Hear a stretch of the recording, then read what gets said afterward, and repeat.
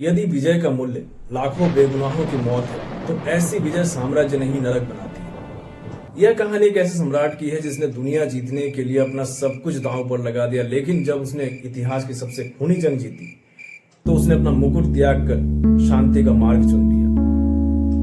नमस्कार दोस्तों, ईसा पूर्व 3री शताब्दी भारतीय उपमहाद्वीप पर मौर्य साम्राज्य का परचम लहरा रहा था। चंद्रगुप्त मौर्य के पोते और बिंदुसार के पुत्र अशोक में वह सब कुछ था जो एक क्रूर और महत्वाकांक्षी शासक में होना चाहिए। तब तक्षशिला में बगावत हुई तो बिंदुसार ने अशोक को भेजा। अशोक ने बिना किसी बड़े रक्तपात के अपनी कूटनीति से विद्रोह को दबा दिया। बिंदुसार की मृत्यु के बाद पाटलिपुत्र के महल साजिशों का अखाड़ा बन गया। बौद्ध ग्रंथों के अनुसार अशोक ने अपने सौतेले भाई सुसीम समेत कई भाइयों को हराकर सिंहासन हासिल किया। अपने शासन के शुरुआती वर्षों में अशोक को अत्यंत कठोर और निर्दयी माना जाता था। लोक कथाओं में कहा जाता था कि उसने एक भयंकर यातना गृह बनवाया जिसे अशोक का नरक कहा गया। अपने शासन के 8वें वर्ष अशोक ने कलिंग पर आक्रमण किया। कलिंग एक समृद्ध और स्वतंत्र राज्य था जो मौर्य साम्राज्य के व्यापारिक मार्ग के बीच में आता था।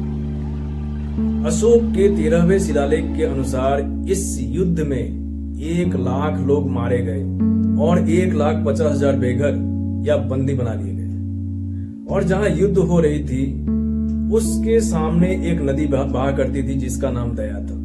वह दया नदी का पानी भी लाल हो गया। युद्ध के मैदान में बिखरी लाशों, रोती हुई विधवाओं और अनाथ बच्चों को देखकर अशोक की अंतरात्मा कांप उठी।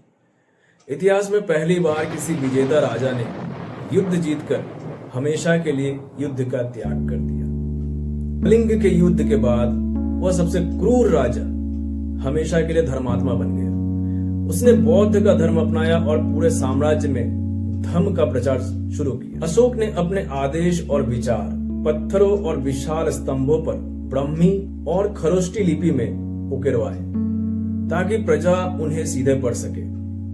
समाज में नैतिकता, अहिंसा और बुजुर्गों व जीवों के प्रति दया फैलाया जा सके, इसके लिए विशेष अधिकारियों की नियुक्ति की गई। अशोक ने अपने पुत्र महेंद्र और पुत्री संघमित्रा को बौद्ध धर्म के प्रचार के लिए श्रीलंका भेजा।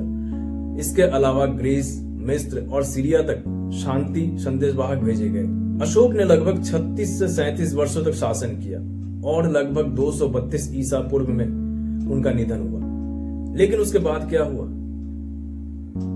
अशोक की अहिंसा और अत्यधिक शांतिप्रिय नीतियों के बाद उत्तरवर्ती मौर्य शासक दुर्बल सिद्ध हुए।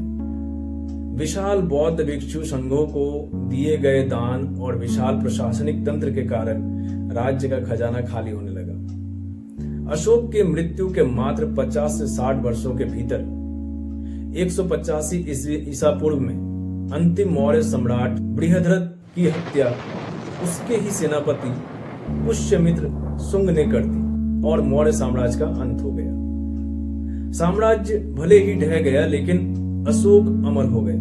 उन्होंने दुनिया को सिखाया कि सच्ची शक्ति दूसरों को कुचलने में नहीं बल्कि उनके दिलों को जीतने में है।